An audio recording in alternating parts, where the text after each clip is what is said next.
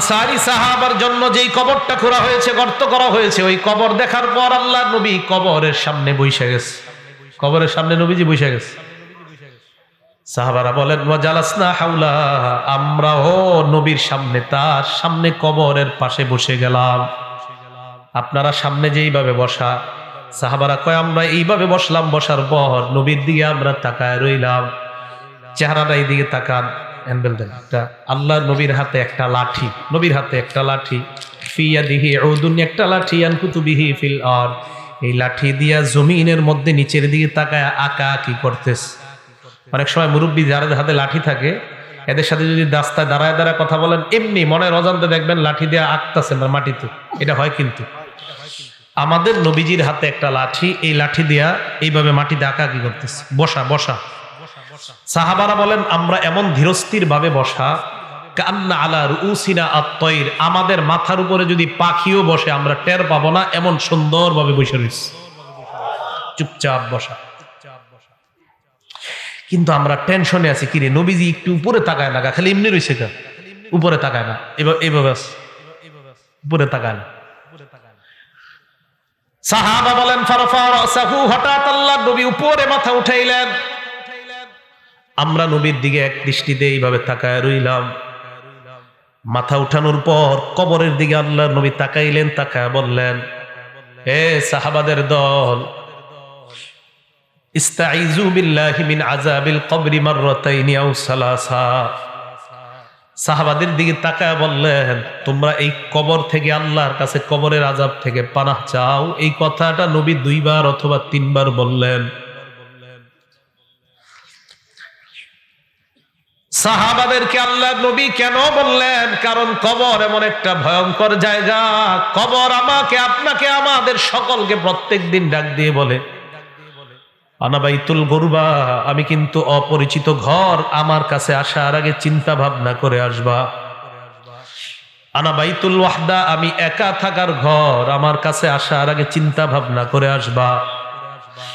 আনা বাইতুদ দুদ, আমি পোকামাকড়ের ঘর, আমার কাছে আসার আগে চিন্তা ভাবনা করে আসবা। আনা বাইতুত তুরাব, আমি মাটির ঘর, আমার কাছে আসার আগে চিন্তা ভাবনা করে আসবা। মুসলমান মাটির উপর যখন একটা দৌড় দেন, সাবধানে দৌড় দিবেন। এক বর্ণনায় পাওয়া যায়, জমিনের উপর যারা জোরে জোরে চলে, হতে পারে এর কারণে কবর তার সাথে ভয়ঙ্কর আচরণ করবে। কবর বলবে, আমার পিঠের উপর বড় ধম্ব বরে তুমি চলেছিলা, আজকে আমি কবরের আচরণ তুমি লক্ষ্য করতে পারবা। এক বর্ণনায় কবর এমন চাপ দিবে, চাপ দেওয়ার পর আপনার 2 পাশের সিনার হাড্ডিগুলা একটা আরেকটার মধ্যে ঢুকে যাবে। সামনে উপবিষ্ট মুসলমান ভাইয়েরা, পর্দার আড়ালে মা বোনেরা, আল্লাহর কাছে শুকরিয়া আদায় করছি, সকলে বলি আলহামদুলিল্লাহ। 28 নম্বর পারা, 12 নম্বর পৃষ্ঠা এবং 13, সূরাতুল জুমুআ, আয়াত নাম্বার 6, 7 এবং 8 নম্বর আয়াতে কারিমা তেলাওয়াত করলাম।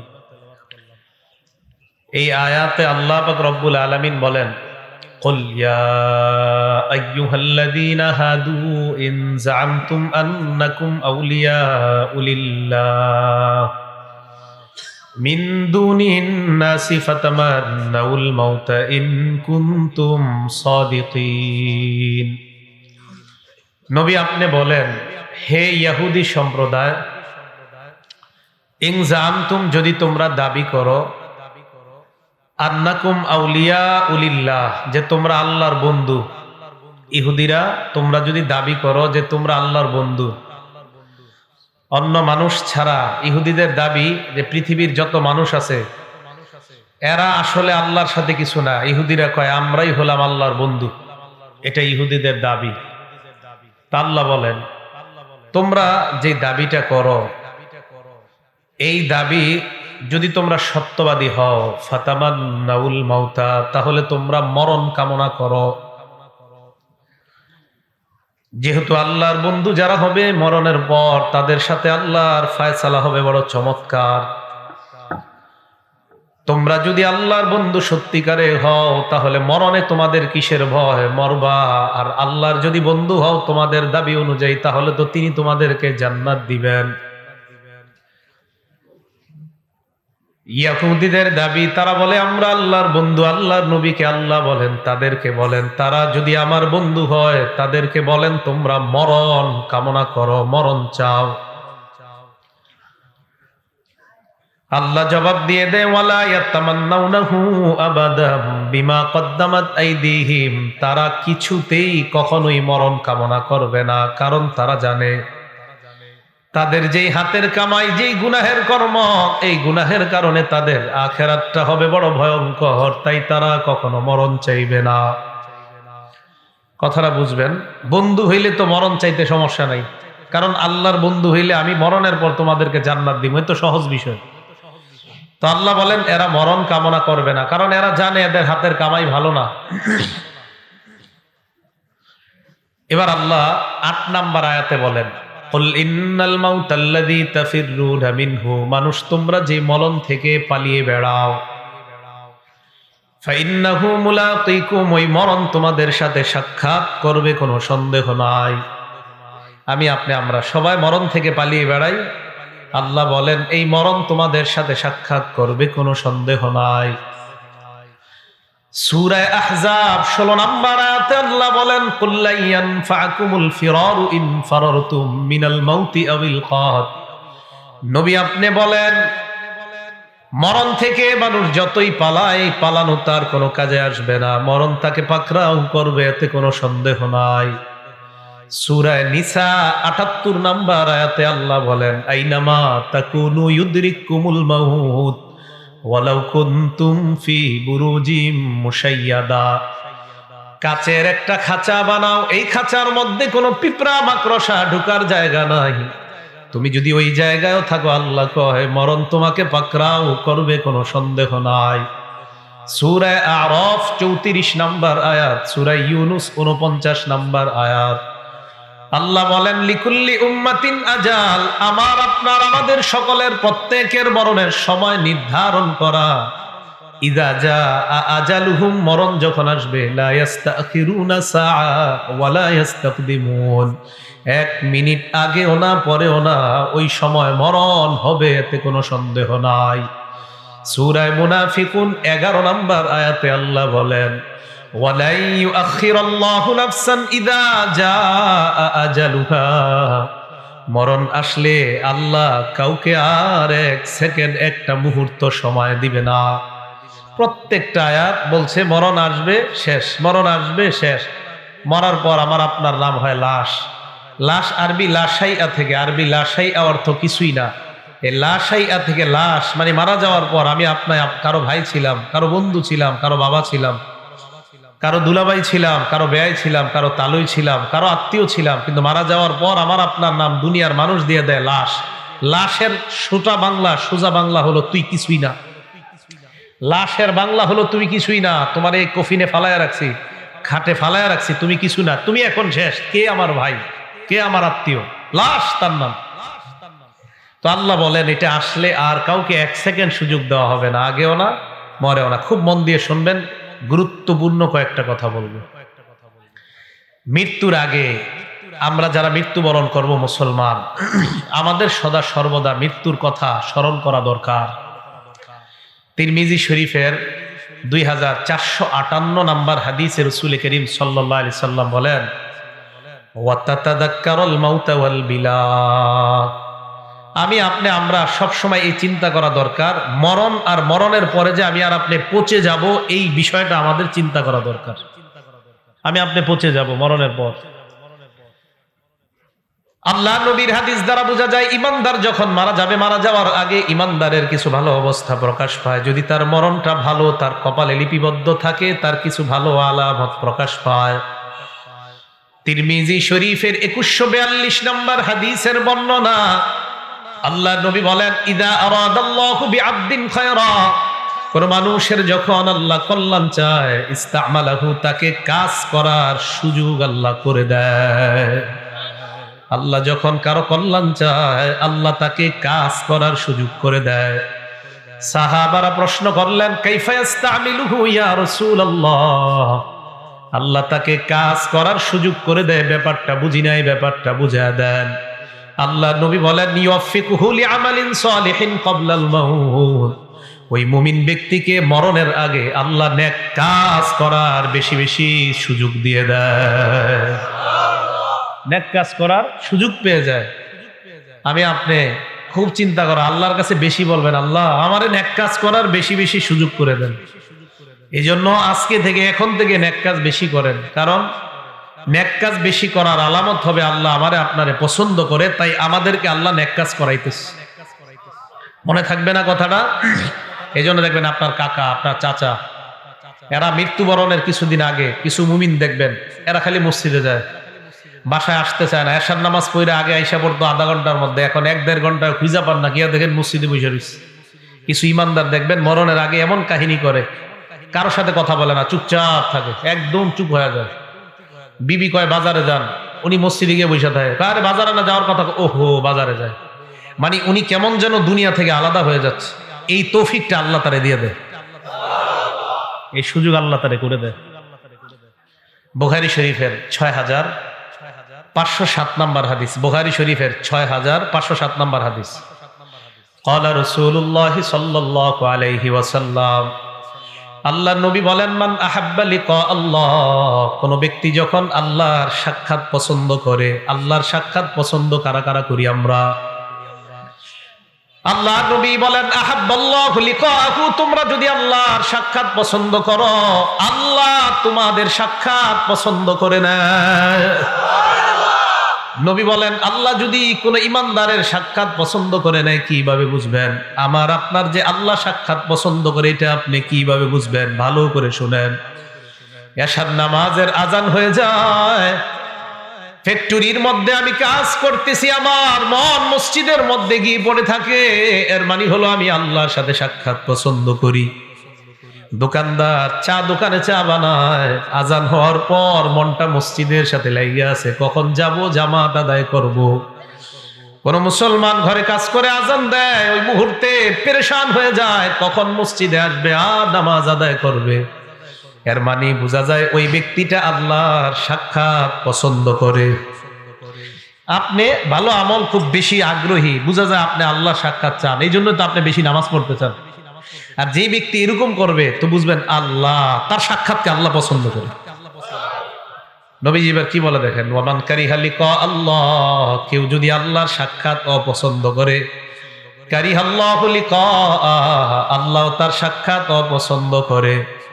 সুদ খায় যে মানুষটা, বুঝতে হবে আমি আল্লাহর সাথে দেখা করতে চাই না। ঘোষ খায় যে মানুষটা, বুঝতে হবে ওই লোকটা আল্লাহর সাথে দেখা করতে চায় না, পছন্দ করে না।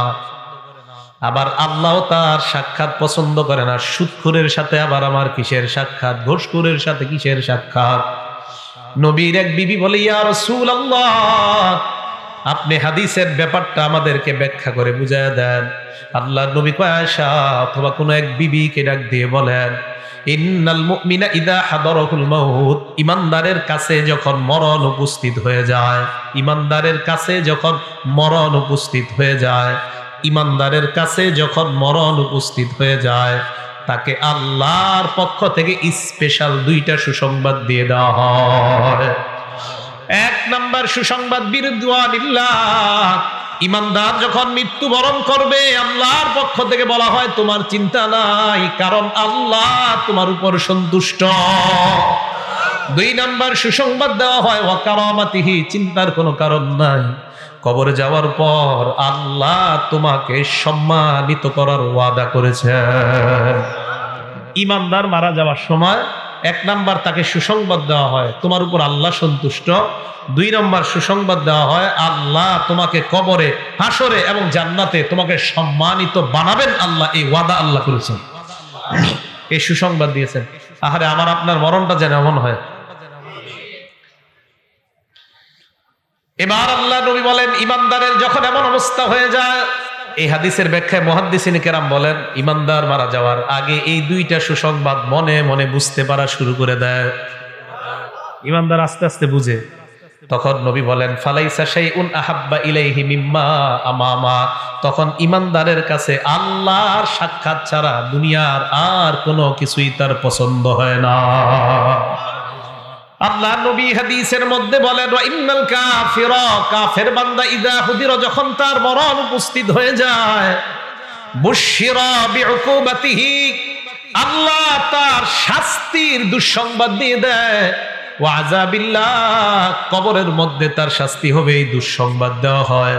হাশরে তার শাস্তি হবে এই দুঃসংবাদ দেওয়া হয়। তাই বেঈমান আল্লাহর সাক্ষাৎ চায় না, আল্লাহও বেঈমানের সাক্ষাৎ চায় না। আল্লাহ আমাকে আপনাকে ঈমানি হালাতে যেন মরতে পারি, আল্লাহ তৌফিক দান করেন। সকলে বলেন আমিন। কথাটা মনে থাকবে তো? আচ্ছা, এবার মন দিয়ে শোনেন। 15টা ভালো মৃত্যুর আলামত বলবো। কয়টা? খুব মন দিয়ে শুনবেন। 15টা ভালো মৃত্যুর আলামত বলবো। আজকে থেকে আল্লাহর কাছে বলবেন, আল্লাহ আমারে কোনো একটা আপনি দিয়ে দেন, ঠিক না? 15টা। 1 নাম্বার, আবু দাউদ শরীফের হাদিস, 3116 নাম্বার হাদিস, 3116 নাম্বার হাদিস আবু দাউদের। ক্বালা রাসূলুল্লাহ সাল্লাল্লাহু আলাইহি ওয়াসাল্লাম, আল্লাহর নবী বলেন, মান কানা আখিরু কালামিহি লা ইলাহা ইল্লাল্লাহ দাখালাল জান্নাহ। কোন ব্যক্তি যখন লা ইলাহা ইল্লাল্লাহ বলতে বলতে মারা যায়, এটা ভালো মৃত্যুর আলামত। মরার পর তার ঠিকানা আল্লাহর জান্নাত।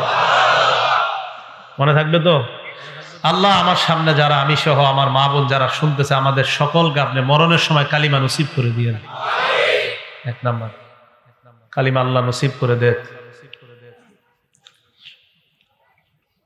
2 নাম্বারটা মন দিয়ে শোনেন। কপাল ঘামায়া যাবে। ইমানদারের একটা আলামত এটাও, মৃত্যুর সময় ইমানদারের কপাল ঘামায়া যাবে। সুবহানাল্লাহ। কপাল। নাসাই শরীফের 1828 নাম্বার হাদিস।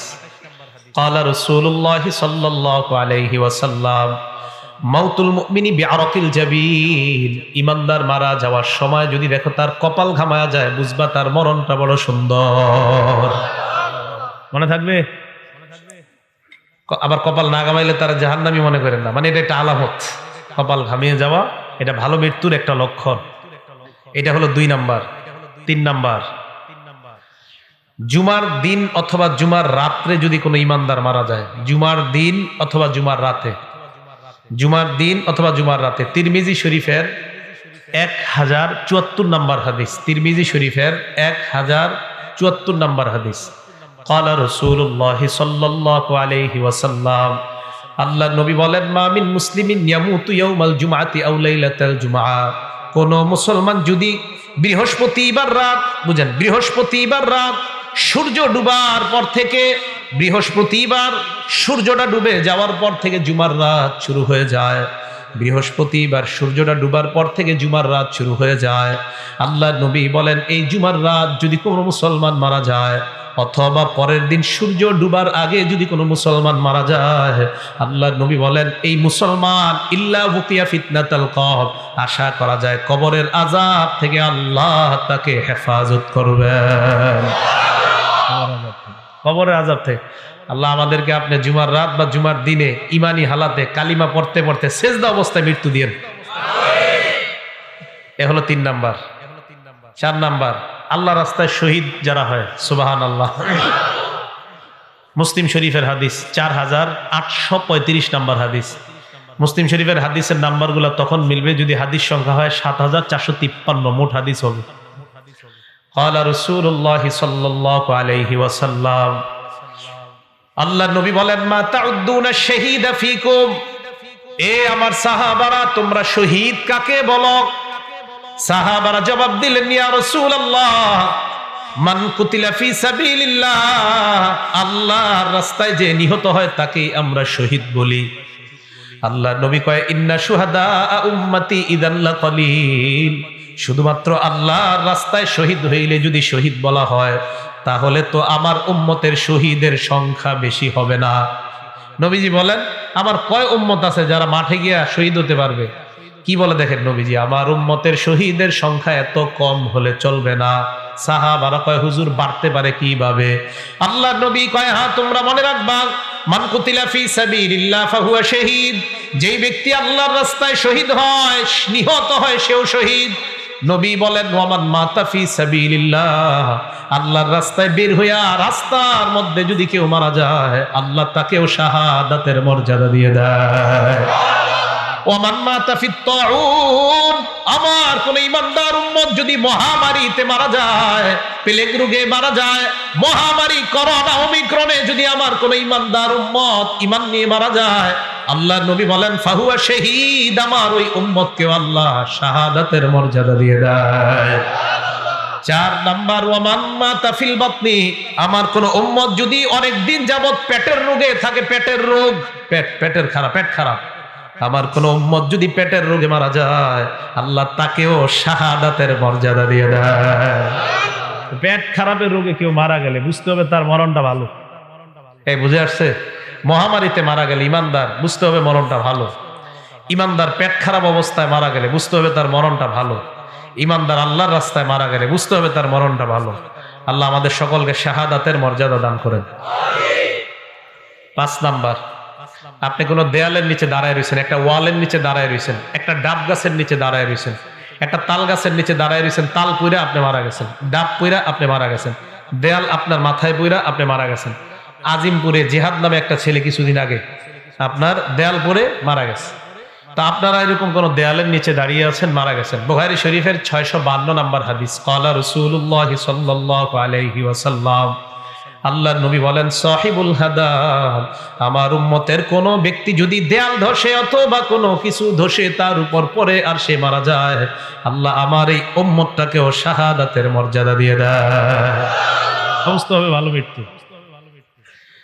6 নাম্বার, আল্লাহ নবী বলেন, ইবনে মাজাহ হাদিস নাম্বার 2803 নাম্বার হাদিস, 2803 নাম্বার হাদিসের বর্ণনা, নবী বলেন আল মারআতু তামুতু বিজুমাইন শাহাদা, আমার কোন উম্মতের মহিলা পেটের মধ্যে বাচ্চা ধারণ করার পর, পেটের বাচ্চার বয়স হয়ে গেছে 6 মাস, 7 মাস, 8 মাস, 9 মাস, 10 মাস, পেটে বাচ্চা থাকা অবস্থায় যদি ওই মহিলাটা মারা যায়, অথবা বাচ্চা প্রসব করার সময় যদি মারা যায়, আল্লাহ এই মহিলাকেও শাহাদাতের মর্যাদা দিয়ে দেয়। একটা মহিলা পেটে বাচ্চা, 7-8 মাসে মহিলাটা মারা গেছে, তো বুঝতে হবে মহিলাটার মৃত্যু ভালো একটা লক্ষণ। এ হলো 6 নাম্বার। 7 নাম্বার, নাসাই শরীফের 1846 নাম্বার হাদিস, নবীজি বলেন সাহিবু জাতিল জামবি শাহীদ, আমার কোন উম্মতের যদি বিষ ফোড়া হয়, সুবহানাল্লাহ, কি ফোড়া? বিষের জ্বালায় টিকতে পারতেছে না, বিষ ফোড়া এত পরিমাণ হয়, অপারেশন হয়, আবার বিষ ফোড়া হয়, আবার অপারেশন, আবার বিষ ফোড়া, বারবার বিষ ফোড়া। এই বিষ ফোড়ার বিষের আঘাতে আমার উম্মত যদি মারা যায়, আল্লাহর নবী কয় আমার এই উম্মতকেও আল্লাহ শাহাদাতের মর্যাদা দিয়ে দেয়। বিষ ফোড়া, এই কথা মনে থাকবে আপনাদের। 8 নাম্বার, এটাও নাসাই শরীফের 1846 নাম্বার হাদিস, ক্বালা রাসূলুল্লাহ সাল্লাল্লাহু আলাইহি ওয়াসাল্লাম সাহিবুল হারাকি শাহীদুন, আমার কোন উম্মত যদি আগুনে জ্বলে মারা যায়, ঝালকাঠির লঞ্চের মধ্যে আমার যতগুলা উম্মত আগুনের মধ্যে পুড়ে মারা গিয়েছে, আমার ওই উম্মতকেও আল্লাহ শাহাদাতের মর্যাদা দিয়ে দেয়। সাহিবুল হারাক, শহীদ, আগুনে পুড়ে মারা গেলে আমার উম্মত এও শহীদ। আবার ইচ্ছা করে আগুনে জাপ দেন না কিন্তু, তাহলে আত্মহত্যা। হ্যাঁ, বুঝে আসছে তো? এলো 8 নাম্বার। 9 নাম্বার, বুখারী শরীফের 2840 নাম্বার হাদিস, এটা মন দিয়ে শুনেন। আপনার ঘরে ডাকাত ঢুকছে, ডাকাত চোর ঢুকছে, ক্বালা রাসূলুল্লাহ সাল্লাল্লাহু আলাইহি ওয়াসাল্লাম মান কুতিলা দুনা মালিহি ফাহুয়া শাহীদ, আমার কোন উম্মত সম্পদ রক্ষা করতে গিয়ে যদি মারা যায়, নিহত হয়ে যায়, সম্পদ রক্ষা করতে গিয়ে আমার উম্মত যদি নিহত হয়, ঘরের মধ্যে চোর ঢুকছে, এই চোরকে প্রতিহত করতে গিয়ে ছুরির আঘাতে যদি আমার উম্মত মারা যায়, আল্লাহর নবী কয় ফাহুয়া শাহীদ, আমার ওই উম্মতকেও আল্লাহ শাহাদাতের মর্যাদা দিয়ে দেয়। সম্পদ রক্ষা করতে গেছেন আপনি, আপনারা মেরে ফেলছে, আপনি শহীদ হয়ে যাবেন। 9 নাম্বার। তাহলে এই মৃত্যু যদি হয় বুঝতে হবে ভালো মৃত্যু। 10 নাম্বার, এই 10 নাম্বার হাদিসটা নাসাই শরীফের হাদিস, হাদিস নাম্বার 4095, নাসাই শরীফের 4095 নাম্বার হাদিস, ক্বালা রাসূলুল্লাহ সাল্লাল্লাহু আলাইহি ওয়াসাল্লাম, আল্লাহর নবী বলেন মান কুতিলা দুনা আহলিহি ফাহুয়া শাহীদ, আমার কোন উম্মত যদি পরিবার রক্ষা করতে গিয়ে মারা যায়, সন্তান রক্ষা করতে গিয়ে, বিবি রক্ষা করতে গিয়ে, ছেলে রক্ষা করতে গিয়ে যদি মারা যায়, আল্লাহর নবী কয় আমার ওই উম্মতকেও আল্লাহ শাহাদাতের মর্যাদা দিয়ে দেয়।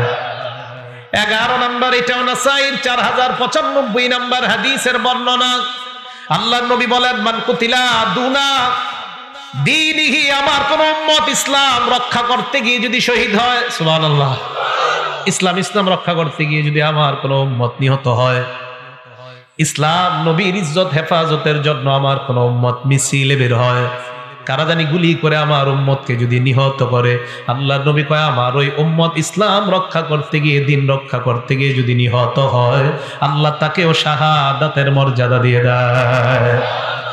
12 নম্বর, এটাও নাসাইর 4095 নম্বর হাদিসের বর্ণনা, মান কুতিলা দুনা দামিহি, কোন মানুষ নিজের প্রাণ রক্ষা করতে গিয়ে যদি শহীদ হয়, প্রাণ রক্ষা, নিজের প্রাণ বাঁচাইতে গেছেন, আপনার ঘরে অস্ত্রধারী দুই একজন ঢুকছে, প্রাণ বাঁচাইতে গেছেন আপনি, দস্তাদস্তি করার এক পর্যায়ে আপনি যদি মারা যান, আল্লাহর নবী কয় আমার এই উম্মতকেও আল্লাহ শাহাদাতের মর্যাদা দিয়ে দেয়। এই মৃত্যুগুলা ভালো মৃত্যু। এটা হলো 12 নম্বর। 13 নম্বর, এটা নাসাই শরীফের 4096 নম্বর হাদিস। ক্বালা রাসূলুল্লাহ সাল্লাল্লাহু আলাইহি ওয়াসাল্লাম, আল্লাহর নবী বলেন, মান কুতিলা দুনা মাজলামাতিহি ফাহুয়া শাহীদ, আমার কোন উম্মত জুলুম প্রতিহত করতে গিয়ে যদি শহীদ হয়, জুলুম প্রতিহত করতে গিয়ে যদি আমার কোন উম্মত নিহত হয়, আল্লাহ তাকেও শাহাদাতের মর্যাদা দিয়ে দেয়। আপনি জুলুম বাধা দিতে গেছেন, আপনারা মাইরা ফেলছে, আপনি শহীদ, আল্লাহ এই মৃত্যুটাও ভালো মৃত্যু, সুবহানাল্লাহ। 14 নম্বর, তিরমিজি শরীফের 1665 নম্বর হাদিস।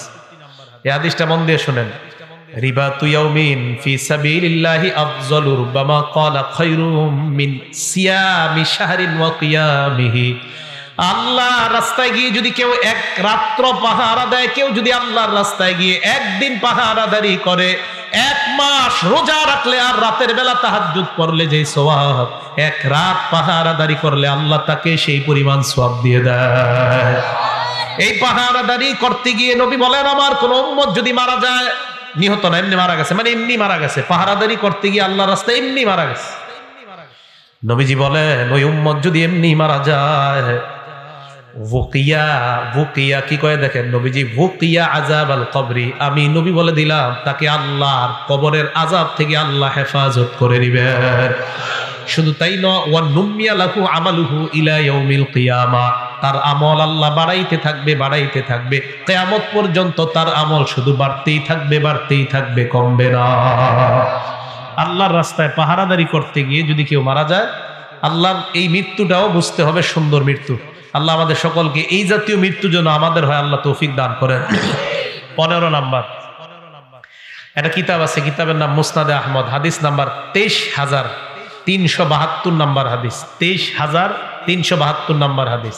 ক্বালা রাসূলুল্লাহ সাল্লাল্লাহু আলাইহি ওয়াসাল্লাম, আল্লাহ নবী বলেন, মান তাসাদ্দাকা বিসাদাকা খুতিমা লাহু বিহা দাখালাল জান্নাহ, কোন মানুষ সদকা করছে, দান করেছে, সদকা করার একটু পর যদি মারা যায়, বুঝতে হবে এই মানুষটা একটু আগে ভালো কাজ করছে আর এখন মারা গেছে, আল্লাহর নবী কয় আমি ঘোষণা দিয়ে দিলাম লোকটা জান্নাতি।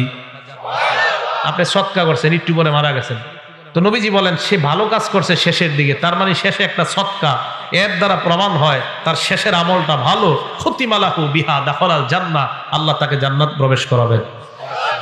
এবার নবীজি বলেন, ওমান সামা ইবতিগা ওয়াজহিল্লাহ, কেউ নফল রোজা রাখছেন, আল্লাহরে খুশি করার জন্য নফল রোজা রাখছেন, এই মুহূর্তে যদি আপনার মৃত্যু হয়ে যায়, আপনার মারা যায়, আল্লাহ পাক রব্বুল আলামিন আপনার এই ব্যক্তিটাও যদি মারা যায়, এই যে শেষে ভালো আমল, আল্লাহ তাকেও জান্নাত দান করবেন।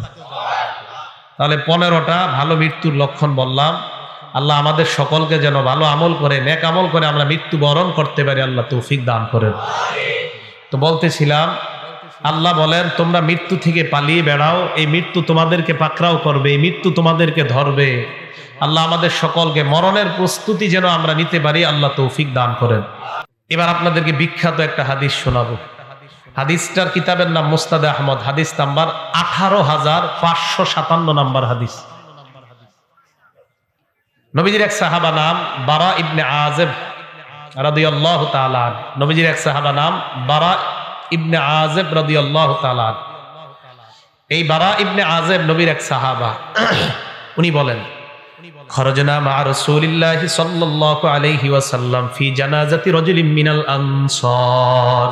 হাদিসটা দিল লাগায় শুনেন, আগে বুঝেন। আপনারা উত্তর পাড়ার মানুষ, দক্ষিণ পাড়া এক ব্যক্তির জানাজায় যাবেন, উত্তর পাড়ার মানুষ দক্ষিণ পাড়া জানাজায় যাবেন। তো জানাজায় আপনারা রওনা করছেন, জানাজায় যার জানাজা পড়বেন তার জানাজায় যাওয়ার আগে দেখছেন বাঁশ তলার মধ্যে তার কবরটা খোঁড়া হয়েছে, এরকম হতে পারে না? মানে তাকে এখনো কবরে দেওয়া হয় নাই, এর আগে আপনারা তার কবরের সামনে দিয়ে তার জানাজায় যাইতেছেন, এরকম হতে পারে কিনা? নবীজি বলেন, নবীজির সাহাবা বারা ইবনে আজেব বলেন, আমরা নবীজির সাথে বের হইলাম। বের হওয়ার পর এক আনসারি সাহাবার জানাজা পড়ার জন্য রওনা করলাম।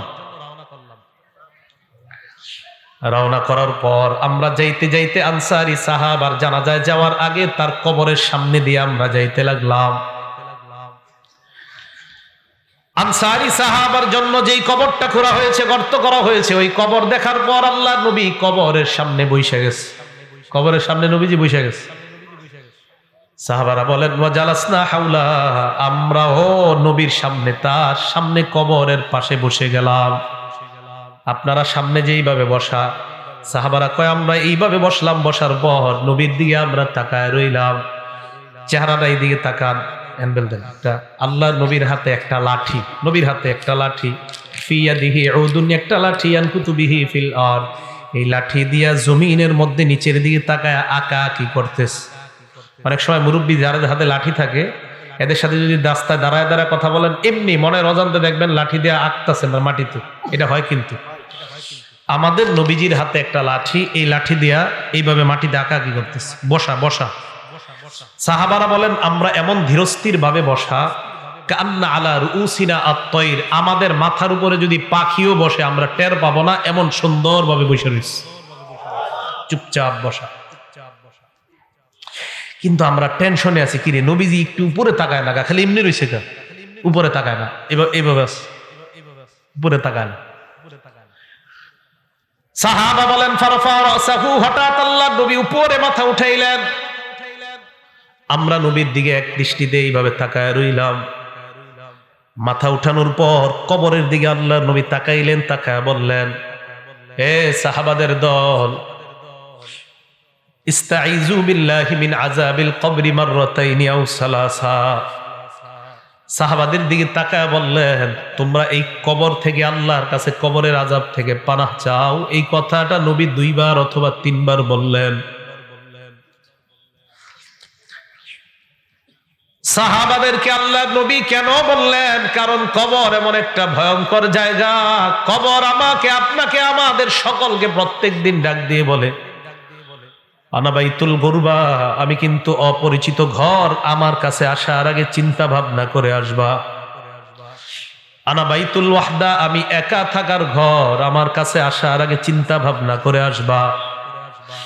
আনা বাইতুদ দুদ, আমি পোকামাকড়ের ঘর, আমার কাছে আসার আগে চিন্তা ভাবনা করে আসবা। আনা বাইতুত তুরাব, আমি মাটির ঘর, আমার কাছে আসার আগে চিন্তা ভাবনা করে আসবা। মুসলমান মাটির উপর যখন একটা দৌড় দেন, সাবধানে দৌড় দিবেন। এক বর্ণনায় পাওয়া যায় জমিনের উপর যারা জোরে জোরে চলে, হতে পারে এর কারণে কবর তার সাথে ভয়ঙ্কর আচরণ করবে। কবর বলবে, আমার পিঠের উপর বড় ধম্ম বরে তুমি চলেছিলা, আজকে আমি কবরের আচরণ তুমি লক্ষ্য করতে পারবা। এক বর্ণনায় কবর এমন চাপ দিবে, চাপ দেওয়ার পর আপনার 2 পাশের সিনার হাড্ডিগুলা একটা আরেকটার মধ্যে ঢুকে যাবে। নবী বলেন কবর থেকে তোমরা পানাহ চাও, কবরের আযাব থেকে পানাহ চাও। কথাটা নবী 2 বার অথবা 3 বার বললেন। এবার আল্লাহ নবী কয় জানোনি কেন? ফা ইন্নাল আবদাল মুমিনা ইযা কানা ফি ইনকিতাইম মিনাদ দুনিয়া ওয়া ইকবালিম মিনাল আখিরাহ, মুমিন যখন দুনিয়া থেকে বিদায় নেওয়ার সময় হয় আর আখিরাতের দিকে যখন মুমিন রওনা করা শুরু করে দেয়, নাজালাত ইলাইহি মালাইকাতুম মিনাস সামা বিদুল ওয়ুজুহ, সুন্দর চেহারাওয়ালা আল্লাহর হাজার হাজার ফেরেশতারা ওই ঈমানদারের আত্মাকে স্বাগত জানানোর জন্য উপস্থিত হয়ে যায়। ঈমানদার বিদায় নিবে, সুন্দর চেহারা বিশিষ্ট হাজার হাজার ফেরেশতারা ঈমানদারের সামনে আসে। আসার পর দেখেন, আপনারা দেখবেন যদি কোনো মুমিন মারা যায়, মারা যাওয়ার সময় কিন্তু আমরা একটু অনেক সময় বুঝতে পারি যে এই লোকটা মারা যাইতে পারে। আজকে মুমূর্ষ মানে মুমূর্ষ রোগী যারে বলি, হাদিসে আসছে ইয়াজলিসু মিনহু মাদ্দা বাসরিহি, ঈমানদার এইভাবে চোখ দিয়া তাকাইলে তার দৃষ্টি যেই পরিমাণ যায়, ফেরেশতারা দুইটা কাতার হয়ে ইমানদারের দৃষ্টির শেষ সীমানা পর্যন্ত তার আত্মাকে স্বাগত জানানোর জন্য তারা বসে অপেক্ষা করতে থাকে।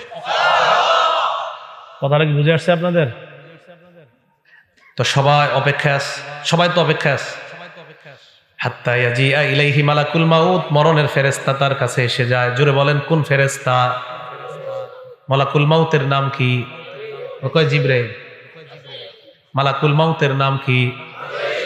আজরাইল। যদি আমার কাছে আসে, আপনার কাছে আসে, এক সময় যদি বাংলাদেশের 10 জন মারা যায়, আমেরিকার 10 জন, পাকিস্তানের 10 জন, ভারতের 10 জন যদি একই সময় মারা যায়, আজরাইল কোন দেশে আছে? হ্যাঁ, সব জায়গায়। হ্যাঁ, সব জায়গায়। এটা বিপদের প্রশ্ন কিন্তু। হ্যাঁ, সবাই মন দিয়ে শোনেন। আমগো দেশে 10 জন, পাকিস্তান 10 জন, ভারত 10 জন, ইন্দোনেশিয়া 10 জন, অস্ট্রেলিয়া 10 জন একই সময় মারা গেছে। আজরাইল কোন জায়গায় আছে? এক জায়গাতে কেমনে? কোরআনে আইছে মালাকুল মাউত তার কাছে আসে। কে বলছে? তার আন্ডারে আছে। আপনি বলছেন? সাহস করে কর না। আচ্ছা, আপনি বলছেন? মাশাআল্লাহ, সবাই বলেন মাশাআল্লাহ। অনেক সময় কেউ কিছু কইলে ডরে কইতেছে না, পরে আবার এই ব্যাপারে আরেকটা হাদিস শোনাই দিই। উনি যে ডরে কইতে চান নাই, এক সাহাবা নবীজি সাল্লাল্লাহু, এটা কিন্তু আমাদের বিষয়বস্তু না, ওনার কারণে আর কি, উনি যে ডরে কয় নাই, তো ডরে না করার একটা ফায়দা আছে, এটা বলি। এক সাহাবা নবীজি যখন নামাজ থেকে উঠছে, উঠার পরে বলছে সামি আল্লাহু লিমান হামিদা। বলেন তো আপনারা আমরা কি বলি? আমরা পিছন থেকে এক সাহাবা বললেন আল্লাহুম্মা রাব্বানা ওয়া লাকাল হাম হামদান কাসীরান তাইয়িবান মুবারাকান ফি। সালাম ফিরানোর পর আল্লাহ নবী বললেন, সব সাহাবারা কমায়া বলছে, বাড়ায়া কে বলছে? তাড়াতাড়ি কও। যিনি বাড়ায়া বলছো তিনি বলো। এই জায়গায় একটা হাদিস মনে রাখবেন, আল্লাহ নবীকে সাহাবারা বলছে হুজুর আপনি কি আম করে দেখেন। এ মনে মনে মনে মন দিয়ে শোনেন। ইবনে হাজার আসকালানী ওই কথাটা লেখছে, আল্লাহ নবী কয় আমি সামনে থেকে যেমন দেখতে পাই, পিছন থেকেও সুন্দরভাবে আল্লাহ ওই মুহূর্তে তোমাদেরকে দেখা দেয়। এই কে বলছো বলো? কেউ কয় না, শিকারি আহে না। নবীজি বললেন সাহস করে বলো কে বলছো। তো এক সাহাবা আস্তে আস্তে, হুজুর আমি। নবীজি কয় তুমি বলছো? কয় হ্যাঁ। কয় সাহস করে বলে ফেলো। কয় জি হুজুর আমি বলছি। আল্লাহ নবী কয় তুমি এত সুন্দর একটা তাসবিহ পাঠ করছো, তোমার এই তাসবিহাত, এই সওয়াব আল্লাহর কাছে নেওয়ার জন্য প্রায় 30 জনের কাছাকাছি ফেরেশতা লড়াই করতেছে, কার আগে কে তোমার সওয়াব আল্লাহর কাছে নিয়ে যাবে। যারা মাঝে মাঝে কইলেন সাহস করে কইবেন আমি, এটা কইলে লস নাই। দেখছেন নি? মালাকুল মাউত লিডার একজন আজরাইল, ওনার অধীনে অসংখ্য অগণিত কাজ করে। বুঝে আসছে তো? একজন কইয়া লাইছে, আপনাদেরকে রক্ষা করছে, উনি আপনাদের মান সম্মান রাখছে। তো মালাকুল মাউত একজন আজরাইল, উনি লিডার, ওনার অধীনে কোটি কোটি ফেরেশতা কাজ করে। সুবহানাল্লাহ। মালাকুল মাউত তার সামনে আসার পর ওই যে ইমানদার মারা যাবে, তার একদম মাথার কাছে বসে। মাথার কাছে বসার পর ইমানদারকে ডাক দেয়, ইয়াতুহান নাফসুল হামিদা, হে প্রশংসনীয় আত্মা। সুবহানাল্লাহ। উখরুজি, তুমি বের হও, ইলা রব্বিন রাদিন আনকি গায়রি গদবান, তুমি এমন রবের দিকে বের হও যে রব তোমার উপর সন্তুষ্ট, তিনি তোমার উপর অসন্তুষ্ট না। তাড়াতাড়ি তুমি বের হও। হাদিসে আসছে ইলা রব্বিন রাদিন আনকি গায়রি গদবান ওয়া মাগফিরাতিম মিনাল্লাহ। ওই নফসটাকে মালাকুল মাউত বের করতে করতে কয় সুসংবাদ নিয়ে নাও, আল্লাহ তোমার জিন্দেগীর সব গুনাহগুলো মাফ করে দিয়েছে। আসো আসো। ইমানদারের আত্মাটা যখন বের করার পর মালাকুল মাউত আত্মাটা তার হাতের মধ্যে চোখের পলক পরিমাণও রাখতে পারে না। মালাকুল মাউত চায় আত্মাটা, ইমানদারের আত্মাটা আমি কারো কাছে দিব না, কিন্তু ইমানদারের সামনে হাজার হাজার ফেরেশতারা কয় আত্মা আমাদের কাছে দিয়ে দেন। আহারে ইমানদারের আত্মা নিয়ে কারাকারি লেগে যায়। কে ইমানদারের আত্মাটা নিবে এই নিয়ে কারাকারি লেগে যায়। বালিশে আজকে মাথাটা লাগায় চিন্তা করেন, আমার আপনার আত্মা এইভাবে হয় কি হয় না, চিন্তার বিষয়। ইমানদারের আত্মা সামনের ফেরেশতারা কয় আমাদের কাছে দিয়ে দেন। হাদিসের মধ্যে আসছে ফেরেশতাদের কাছে দুইটা জিনিস আছে।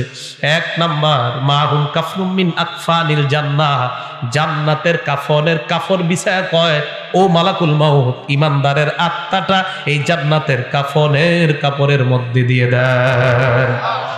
জান্নাতের কাফনের কাপড়, মুসনাদে আহমদ হাদিস নাম্বার 18,557 নম্বর হাদিস, আবু দাউদে হাদিসটা সংক্ষেপে আসছে। এই হাদিসের মান সহিহ, সহিহুল জামেও আসছে, নাসিরউদ্দিন আলবানী যে কিতাব লেখছে ওখানেও আসছে। তাদের আহলে হাদিস ভাইরাও এই হাদিস নিতে পারেন, টেনশনের কিছু নেই। তো রাসূল করিম সাল্লাল্লাহু আলাইহি ওয়াসাল্লাম বলেন, মালাকুল মাউত যারা সামনে যে ফেরেশতারা হাজার হাজার, তারা জান্নাতের কাফনের কাপড়টা বিছায় কয় আত্মাটা এই জায়গায় দাও। দেখেন কি কয়, আত্মা ওই কাফনের মধ্যে দেওয়ার পর হানুতুম মিন হানুতিল জান্নাহ, জান্নাতের সুগন্ধি লাগায় দেয়। সুবহানাল্লাহ। সুগন্ধি লাগায় ইমানদারের আত্মাটা এইভাবে পেঁচায়, পেঁচানোর পর আত্মা নিয়ে যখন ফেরেশতারা ফায়াসআদুনা বিহা ইলাস সামা, আল্লাহর আসমানের দিকে তারা রওনা হয়ে যায়। আসমান, প্রথম আসমানের কাছে যাওয়ার আগে অন্যান্য হাজার হাজার ফেরেশতারা যাদের সামনে দিয়ে নিয়ে যায়, হাদিসের মধ্যে আসছে যার সামনে দিয়ে যায় ওই ব্যক্তিরা, ওই ফেরেশতারাই কয়টা কার আত্মা কোথায় নিয়ে যাও। আত্মা বহনকারী ফেরেশতারা কয় ফুলান ইবনু ফুলান, এটা উমকের আত্মা উমক জায়গায় নিয়ে যায়। ভালুকার উমকের আত্মা, উমকের সন্তান উমকের আত্মা। এই ফেরেশতারা কয় তোমরা কিভাবে বুঝতে পারলা? কয় আমরা এমন সুন্দর একটা ঘ্রাণ পাইলাম, এত সুন্দর ঘ্রাণ এই দুনিয়ার অন্য কোথাও আমরা পাই না। ইমানদারের আত্মা থেকে এত সুন্দর ঘ্রাণ বের হয়। আত্মা কোথায় নিয়ে যাও? কয় আসমানে নিয়ে যাই। প্রথম আসমানের কাছে যাওয়ার পর আসমানের দরজা খুলে দেওয়া হয়। প্রথম আসমানের ফেরেশতারা, হাদিসের মধ্যে আল্লাহ নবী বলেন যত ফেরেশতাদের সামনে দিয়ে আত্মাটা যায়, প্রত্যেক ফেরেশতা স্বাগত জানাইতে জানাইতে আত্মা উপরের দিকে পাঠায় দেয়। 2 নাম্বার আসমান, 3 নাম্বার আসমান, এইভাবে 7 আসমানের উপর আত্মা যখন চলে যায়, আল্লাহ পাক রব্বুল আলামিন বলে ফেরেশতাদের দল এবার থাম, আর আত্মা উপরে উঠানোর কোনো প্রয়োজন নাই।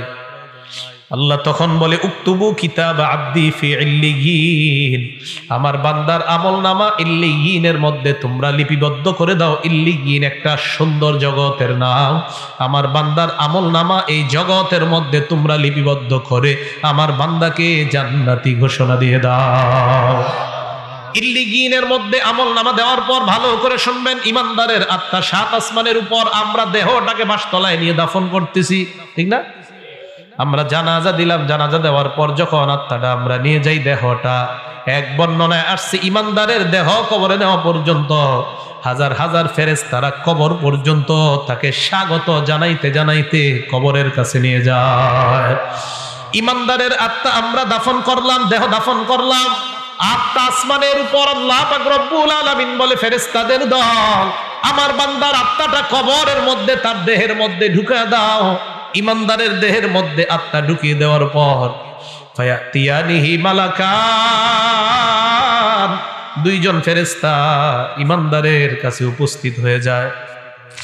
উপস্থিত হওয়ার পর ফায়ুজিলিসানিহি, তারে বসায়, বসানোর পর ফায়াস আলানিহি, তাকে প্রশ্ন করে 1 নাম্বার মার রব্বুকা, তোমার রবকে জবাব দাও। ওই বান্দা জবাব দেয় রব্বি আল্লাহ, চিল্লায় বলেন আমাদের রব কে। এই কথার উপর অটল থাকতে হবে, কিন্তু এই কথার উপর কি থাকতে হবে?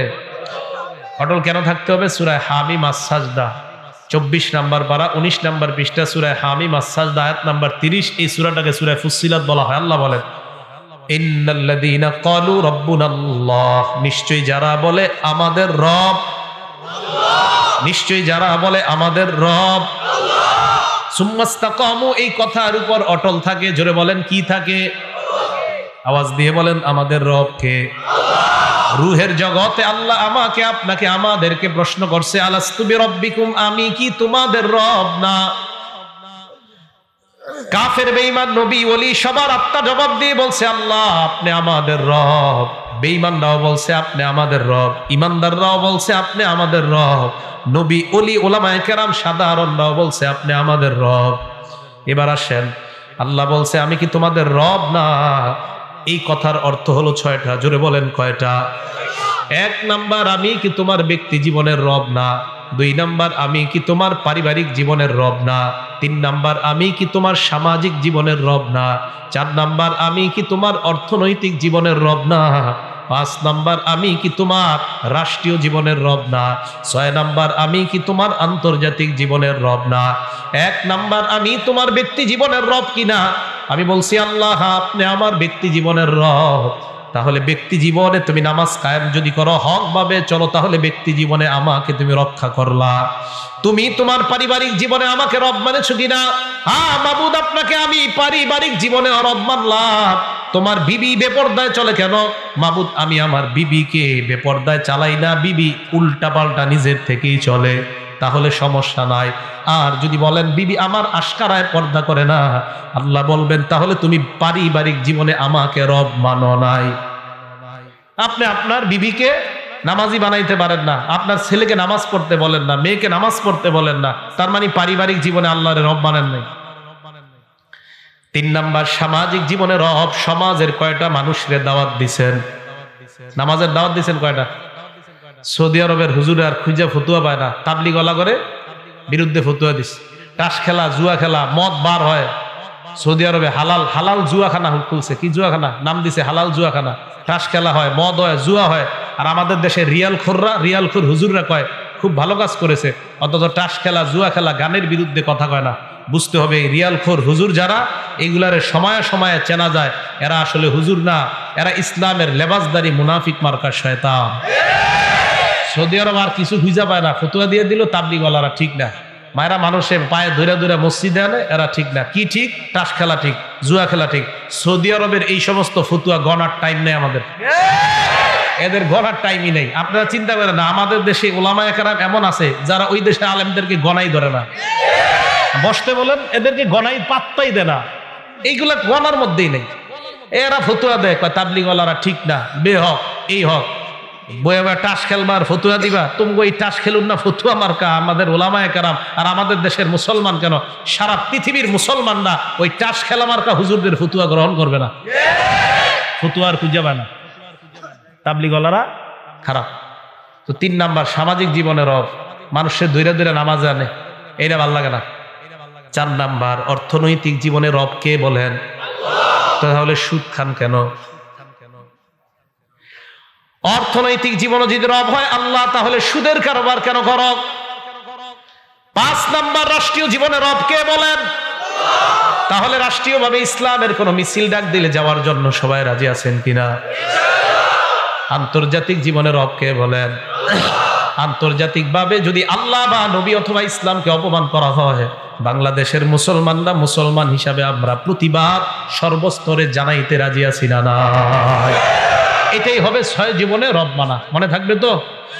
তো আল্লাহরে বলছি আল্লাহ আপনি আমাদের রব। এবার আসেন সূরা হামিম আস-সাজদা 30 নম্বর আয়াতে, নিশ্চয়ই যারা বলে আমাদের রব কে, কয় জীবনে? এই তো মাশাআল্লাহ, বলেন নিশ্চয়ই যারা বলে আমাদের রব কে, কয় জীবনে? কবরের মধ্যে প্রশ্ন করবে তোমার রব কে, ওই ব্যক্তি জবাব দিবে আমার রব হলেন আল্লাহ। 2 নাম্বার, ওমা দীনুকা, তোমার ধর্ম কি? জবাব দিবে দীনিয়াল ইসলাম, আমার ধর্ম হলো ইসলাম। 3 নাম্বার প্রশ্ন করবে ওয়ামান হাদার রাজুলুল্লাযী বুইসা ফীকুম, এই মানুষটাকে চেনো যাকে তোমাদের মাঝে প্রেরণ করা হয়েছে?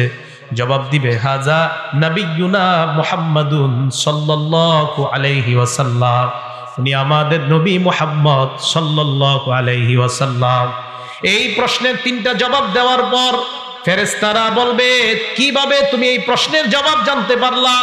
ওই ব্যক্তি জবাব দিবে করাতু কিতাবাল্লাহ, দুনিয়ার মধ্যে আল্লাহর কালাম পড়েছিলাম, না পড়লে পারলেও উলামায়ে কেরামের কাছে গিয়েছিলাম, মাহফিলে তাফসীরে গিয়েছিলাম, উলামাদের সোহবতে থাইকা প্রশ্ন 3টার উত্তর আমরা জেনে নিয়েছি আল্লাহ।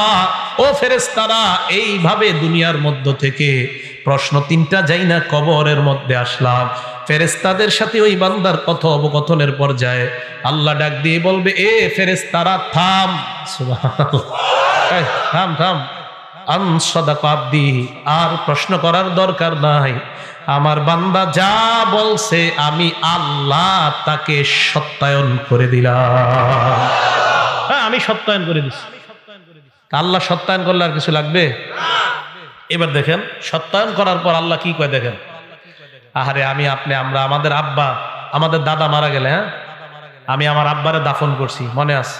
ডিসেম্বরের 5 তারিখ 9টা বাজে, ডিসেম্বরের 4 তারিখ মারা গেছে, 5 তারিখ 9টার দিকে দাফন করছি। কবরে নাইমা মাটিটা আমি হাত দিয়ে ওই দিন দেখছিলাম, প্রচন্ড ঠান্ডা দেখছিলাম, অনেক ঠান্ডা, অনেক ঠান্ডা।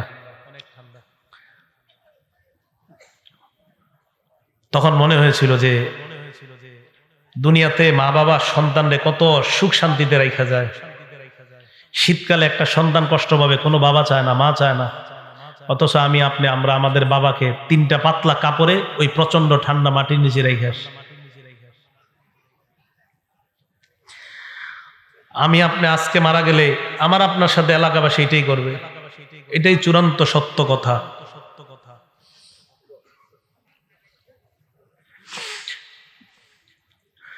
মারা যাওয়াটাই চূড়ান্ত সত্য কথা, মারা থেকে কেউ বাঁচতে পারবে না। আল্লাহ ডাক দিয়ে বলবে আফরিশুহু মিনাল জান্নাহ, আমার বান্দারে পাতলা পোশাকে দুনিয়ার মানুষ কবর দিছে, তারা জান্নাতের পোশাক পরায়া দাও।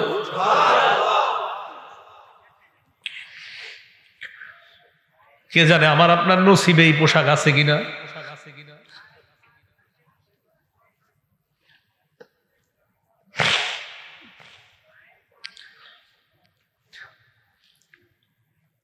এই কথা বলার পর আল্লাহ বলবেন আফরিশুহু মিনাল জান্নাহ ওয়া আলবিসুহু মিনাল জান্নাহ। প্রথমে বলবেন আমার বান্দার কবরটা জান্নাতের বিছানা বিছায়া দাও। ওয়া আলবিসুহু মিনাল জান্নাহ, তার শরীরে জান্নাতের পোশাক পরায়া দাও। এরপর বলবে ওয়াফতাহু লাহু বাবান ইলাল জান্নাহ, তার কবর থেকে জান্নাত পর্যন্ত একটা দরজা খুলে দাও, কবর থেকে যেন জান্নাতের নিয়ামতগুলা দেখতে পায়। জান্নাতের দরজা খুলে দেওয়ার পর বান্দা তাকায় দেখবে জান্নাতের হুররা নাচানাচি করতেছে। ওই বান্দার মন চাইবে হুর স্পর্শ করার জন্য। আল্লাহ বলবে নামকানাউ মাতিল আরুস, বান্দা তুমি থামো, বাসর রাতের দুলার নেয় তুমি ঘুমিয়ে যাও। লা ইউকিজুহু ইল্লা আহাব্বা আহলিহি, বাসর রাতে ফজরের আজান হয়ে গেলে তোমার প্রিয়তমা ছাড়া তোমাকে অন্য কেউ জাগ্রত করার মতো ঘরে কেউ থাকে না। কবরের মধ্যে তুমি আসছো, এই জায়গায় তোমার প্রিয়তমা নাই, প্রিয়তম নাই। ইমানদার, আমি আল্লাহ তোর প্রিয়তম হয়ে গেলাম। কিয়ামতের মাঠে আমি তোকে উঠাবো। ঘুমা ঘুমা, তুই ঘুমা, এখনো জান্নাতে যাওয়ার সময় হয় নাই, কবরে থাকো। তোমার তো কবর থেকে জান্নাতের নিয়ামত উপভোগ করার সুযোগ দিয়েছি, থামো। আরেক বর্ণনায় আসছে ফায়ুফসাহু লাহু কবরুহু, তার কবরটা বিশাল প্রশস্ত করে দেওয়া হবে। মাদ্দা বাসরিহি, তার দৃষ্টি যতটুকু যায় এই পরিমাণ প্রশস্ত করে দেওয়া হবে। প্রিয় ভাইয়ারা, জামির দিয়ার ভাইয়ারা, আমার আপনার কবরটা, আমার আপনার মৃত্যুটা, আমার আপনার কবরটা যেন এমন কবরই হয়। আমি আপনাদের জন্য দোয়া করবো, আপনারা আমার জন্য দোয়া করবেন। কে মারা যায় এটা নিশ্চিত বলা যায় না আমি জান্নাতি, নিশ্চিত বলা যায় না আপনি জান্নাতি, নিশ্চিত বলা যায় না আমি জাহান্নামী, নিশ্চিত না আপনি জাহান্নামী। কত কিছু ভাবেন যে কত বড় হুজুর সামনে বসছে, কিন্তু আমি যদি জান্নাতি না হই কি লাভ হবে বলেন আমার এই সার্টিফিকেটে। এই জন্য মরণের চিন্তাটা খুব বেশি করা দরকার। আল্লাহ আমাদের সকলকে তৌফিক দান করেন। ওই বান্দাকে কবরের মধ্যে রাখার পর হঠাৎ ওই বান্দা যখন কবরে থাকবে, এক বর্ণনা আসছে বান্দা দেখবে তার কবরে সুন্দর একটা মানুষ। হ্যাঁ, এই তুমি কে? বলবে আনা আমালুকাস সলিহ, আমি তোমার নেক আমল, আমি নেক আমল। নবীজি এই কথা মনে আসেনি, নবীজি এই হাদিস বৈশা শোনাইতেছে কোথায় ভুলে গেছে। হ্যাঁ, হাদিস শেষ হয় নাই কিন্তু এখনো, কবরের সামনে বসে এই হাদিস শোনাইতেছে। এবার সাহাবাদেরকে বললেন ওয়া ইন্নাল আবদাল ফাজিরা, পাপাচার বান্দার মরণের যখন সময় হয়ে যায়,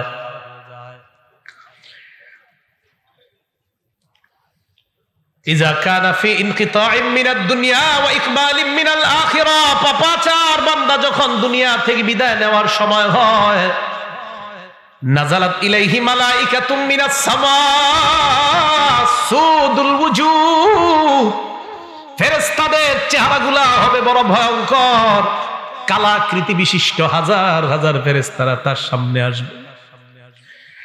ইমানদারের মতো তার চোখের দৃষ্টি যতটুকু যায়, ওই ফেরেশতারাও সালার একটা বস্তা নিয়া, সালার চটনিয়া তার সামনে আসবে। হাদিসে আসছে মাহুমুল মাসুহ, এইগুলা নিয়ে তার সামনে উপস্থিত হওয়ার পর ওই বান্দার সামনে ইয়াজিয়া ইলাইহি মালাকুল মাউত হাত্তা ইয়াজিআ ইলাইহি মালাকুল মাউত, মরণের ফেরেশতা আসবে, আসার পর তার মাথার কাছে বসবে, বসার পর বলবে আইয়াতুহান নাফসুল খাবিসা, হে খারাপ আত্মা উখরুজি, তুই বের হ। ইমানদারের কথাটা ভুল হয়ে গেছে একটা জায়গায়, একটু ভুল মানে ভুলে একটু জায়গা বলি নাই। ইমানদারের আত্মাটা যখন বের হবে, আমি আপনাদেরকে দৃশ্যটা দেখাই। ইমানদারের আত্মা বের হবে কিভাবে দেখেন, হাদিসে নবীজি দেখাই দিচ্ছে, এই যে এইভাবে তাকান, এদিকে তাকান সবাই, দেখেন পানি পড়তেছে না, এই শেষে ফোঁটাগুলো পড়তেছে না, শেষে নবীজি বলেন তাসিলু কামা তাসিলুল কাতরাতু মিন ফিস সিকা, একটা পাত্রের শেষের দিকের ফোঁটাগুলা যেমন আস্তে আস্তে সুন্দর মতো পড়ে, ইমানদারের আত্মাটা এইভাবে সুন্দর মতো তার থেকে বের করে নেওয়া হয়। এবার আল্লাহ নবী বলেন পাপাচার বান্দার সামনে যখন ফেরেশতা আসবে, আসার পর তাকে বলবে হে খারাপ আত্মা, তুই বের হ। খারাপ আত্মাটা যখন বের হবে, বর্ণনার মধ্যে আসছে লোহা ভিজা রুইয়ের মধ্যে যদি আপনি লোহা ঢুকান, ওই ভিজা রুইগুলা থেকে লোহাটা বের করা অনেক কষ্টকর, ভিজা রুই থেকে লোহাটা বের করা কষ্টকর। অথবা তাকা আমার আপনার পশমের গোড়ায় গোড়ায় যদি কাঁটা দিয়ে আঘাত করা হয়, যেমন কষ্ট হয় লোহা, ওই রুই থেকে তুলা থেকে বের করা যেমন কষ্ট হয়, আরে পাপাচারের আত্মাটা এইভাবে কষ্ট দিতে দিতে তার থেকে বের করা হয়। আল্লাহ আমাদেরকে আপনি সুন্দর মৃত্যু দিয়েন, আল্লাহ আমাদেরকে আপনি সুন্দর মৃত্যু দিয়েন। জুমার দিন নামাজরত অবস্থায় সিজদার মধ্যে আল্লাহ ইমানি হালাতে কপালটা ঘরমুক্ত অবস্থায় যেন আমরা দুনিয়া থেকে বিদায় নিতে পারি, আল্লাহ তৌফিক দান করেন। পাপাচার বান্দার আত্মাটা মালাকুল মাউতের হাতে আসার পর, ওই মালাকুল মাউত আত্মাটা নিয়ে রাখার পর সামনের ফেরেশতারা কয় এটা তাড়াতাড়ি সালার বস্তায় ঢুকাও, গন্ধে টিকতেছি না।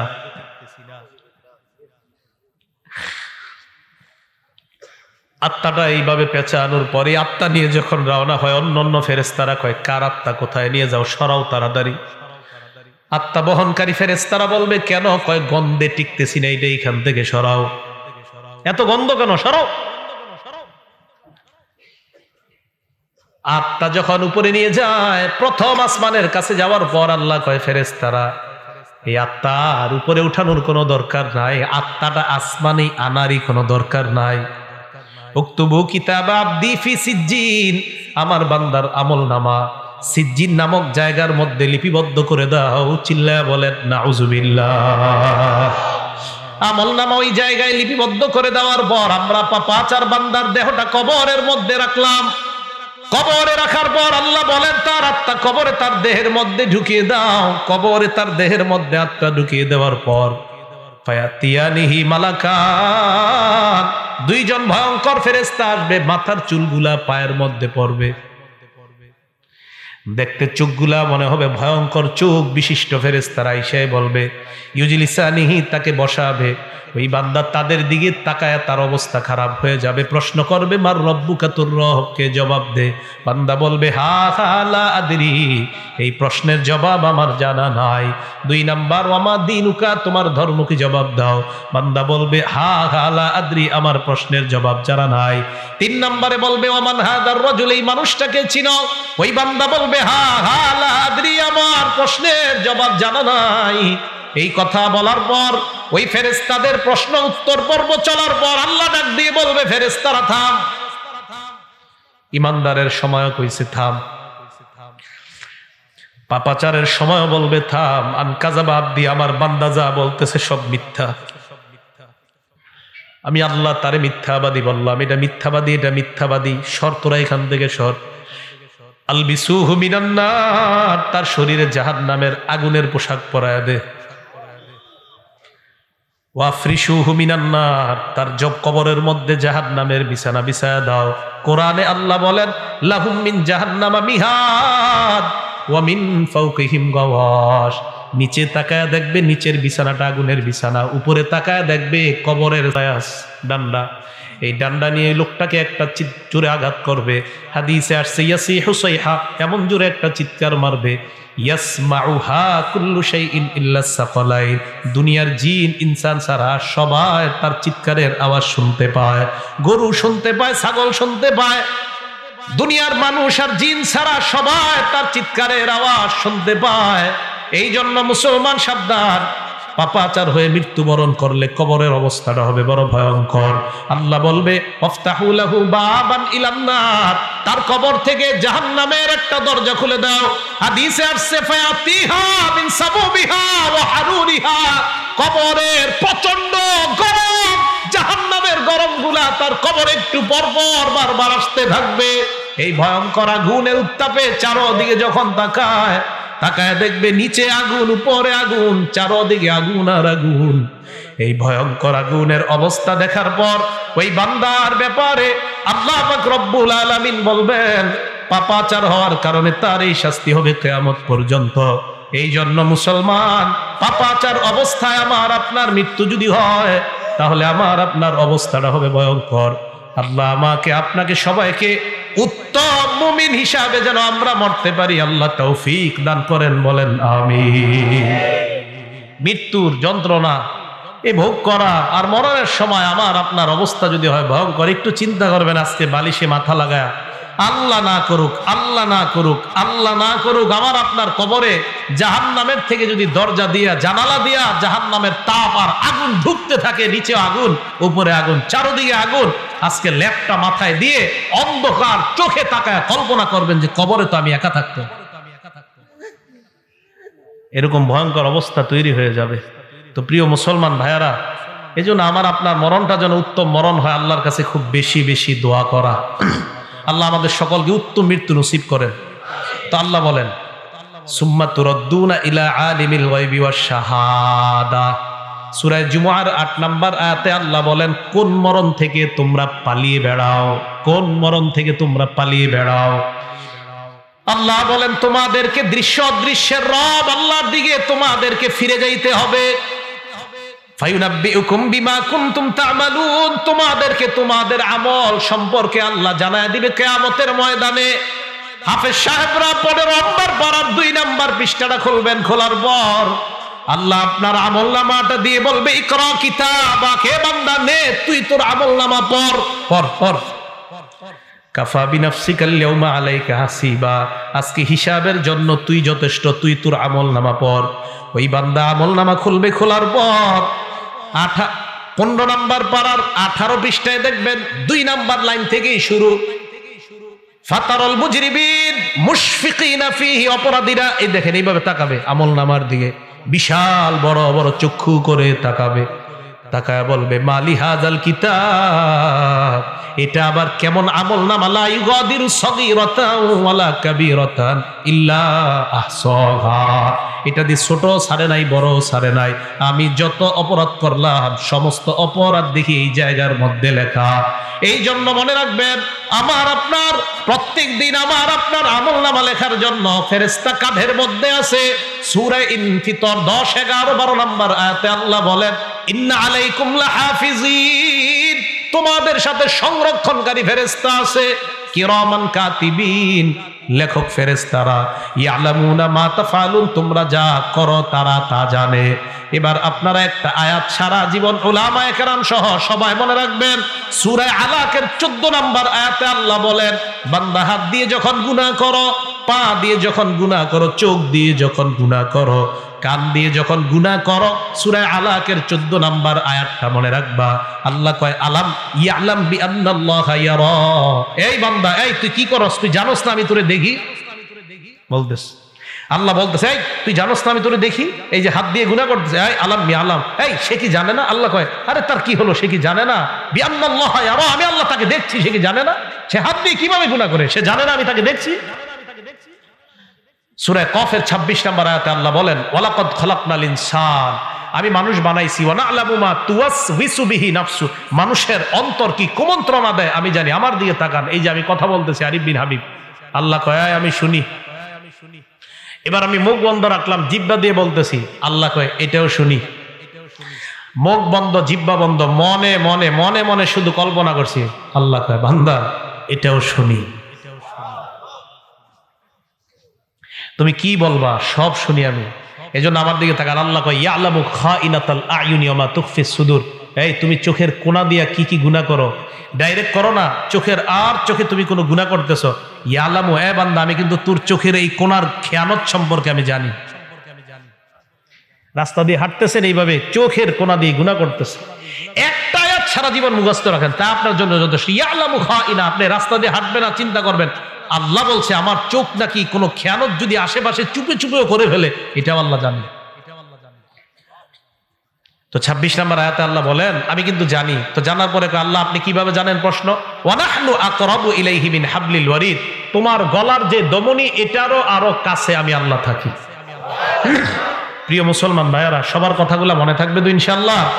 তাহলে মৃত্যুর যে ভালো 15টা লক্ষণ বলা হলো, এই লক্ষণগুলো আমরা মনে রাখবো এবং আমরা বেশি বেশি আমল করব, মৃত্যুর প্রস্তুতি নিব। আল্লাহ পাক রব্বুল আলামিন আমাদের সকলকে মৃত্যুর প্রস্তুতি নিয়ে আমরা যেন কবরে যাওয়ার আগে ইমানদার হয়ে মুমিন হয়ে কবরে যাইতে পারি, আল্লাহ তৌফিক দান করেন। আব্দুল্লাহ ইবনে আব্বাস বলেন বয়ান হবে কম, আমল হবে বেশি। আজকে থেকে বেশি বেশি আমল করার তৌফিক দান করেন। আল্লাহ আমাদের সকলকে জীবনের পিছনের যে গুনাহ খাতাগুলো আমরা করেছি সমস্ত গুনাহগুলো আল্লাহ মাফ করে দেন। আমিন ওয়া আখিরু দাওয়ানা আলহামদুলিল্লাহি রাব্বিল আলামিন। আউযু বিল্লাহি মিনাশ শাইতানির রাজিম। বিসমিল্লাহির রহমানির রহিম। আসন্ন 10 নং হুজুরপুর ইউনিয়ন পরিষদ নির্বাচনে